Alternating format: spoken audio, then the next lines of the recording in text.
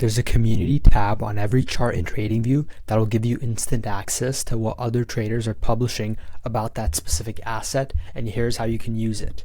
First, open up the chart, go to the top left, and next to the ticker, hover right over here, click, and then head down to Community. Then our screens will look similar. You'll notice all these different tabs and ideas. Now currently we're looking at trade ideas, but we can also go over here and look at what other people are typing without a chart setup. And you can even post what's on your mind about that specific asset by clicking here and then clicking post right here. Let's go back to trade ideas. So you can filter on the right by most popular, most recent, and by videos only. The way this works is, let's look over here and click on it. Now you can look at the chart, but let's scroll down.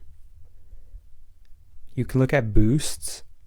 You can even grab this chart on your own by clicking here, look at comments, and even follow the person who made it. Now boosts are a good indicator of how well a thesis is, because the more boosts, typically the better the thesis. And now when you scroll down, you can get a better look at the thesis. Now, this community tab is great to get a sentiment check before taking a trade, idea generation, and just an awesome learning resource. Have a great day, guys.